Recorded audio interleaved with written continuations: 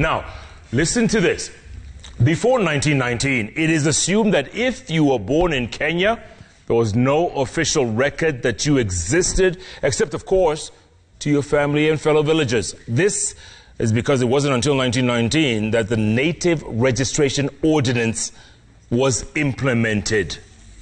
This is how the British controlled and regulated the recruitment of African males into colonial labor. All males 16 years and above were required to have one, and it was worn around the neck and contained a registration certificate with the wearer's tribe, also described their strengths and weaknesses, and had comments from his employer. Now, from there, we moved to the Passbook of 1947, and then the registration of women in 1980, which saw the introduction of the first generation paper identity card. And in 1995, the smaller credit card size second generation ID came on the scene. Now, 9 years ago, in 2011, we upgraded to the present plastic card. But now, there is a new kid on the block, so to speak. On the National Reminder tonight, we take a look at the latest registration exercise that began in 2019. A year later, the Huduma Namba registration left Kenyans with white acknowledgement slips and questions on why we needed another form of identification. Here's our very own Victoria Rubadiri with the National Reminder.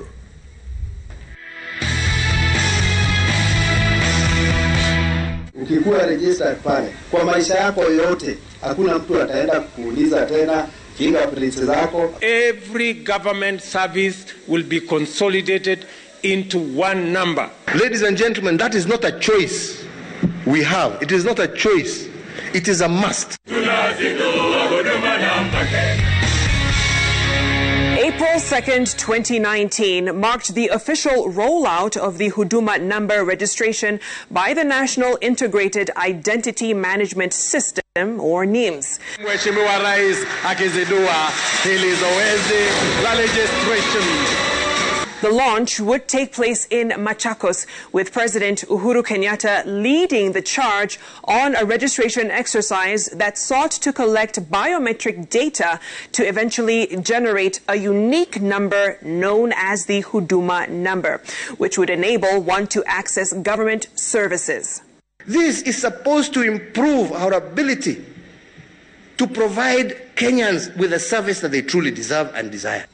Kwa sababu wengine wamekimbia mahakamani. Ati wanapinga.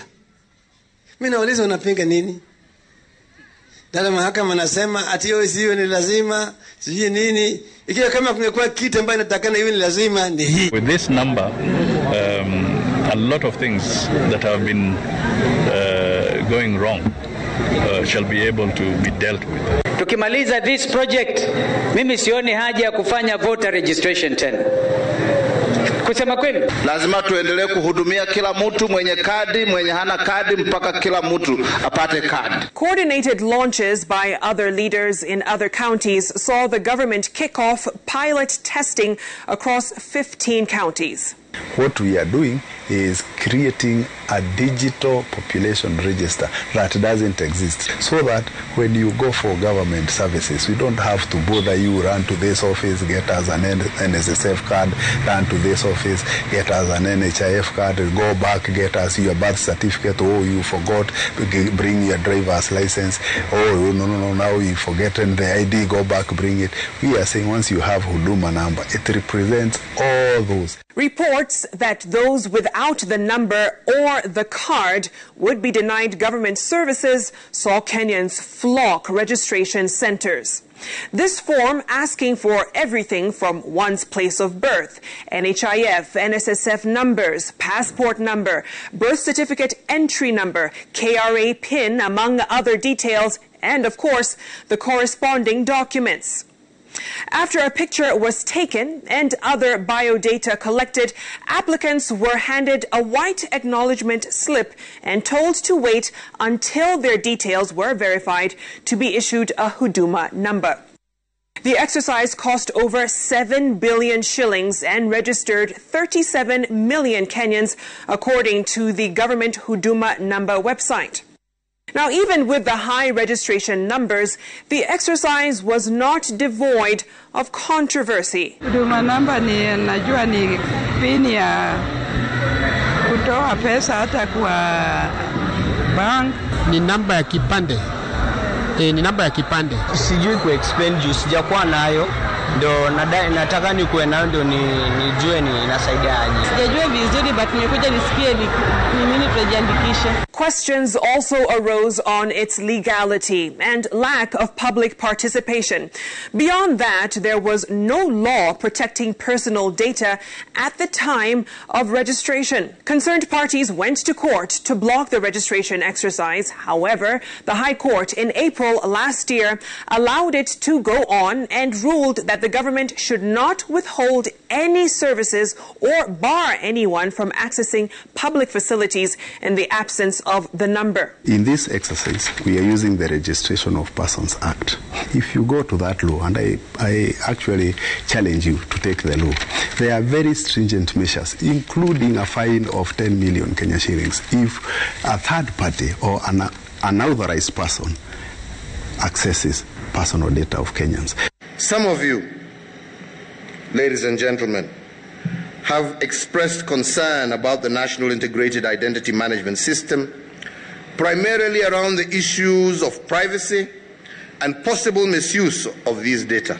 Currently, a bill is being drafted to address these concerns, and once passed by Parliament, the law will give you the right to obtain a copy of the particulars of your personal data in the National Integrated Identity Management System database, restrict data sharing, and ensure security of the data against unauthorized access. The Huduma Bill 2020 has since been drafted, but not assented to. In addition, the Data Protection Act came into effect in November last year. However, in order for the act to be implemented, a data commissioner must be recruited. A recruitment exercise took place in April this year, but a data commissioner is yet to be appointed. In January this year, the High Court, in another ruling in a case that challenged the constitutionality of the exercise, gave the green light for the second phase, but found that there was need for regulation for the Huduma Namba. Everybody will have an opportunity through either the mass registration session 2 or themselves walking to the registrar of persons in future if they are also missed out, because it's a continuous process to eternity. All the data that was in those gadgets has been moved to our data center and merged. That was the Interior PS on September 16th. It is the latest development on the Huduma Namba. The PS now says mass production of the Huduma cards begins by December. With that promise, it might be prudent to have that acknowledgement slip close by, just in case. That's your national reminder for this week, lest you forget.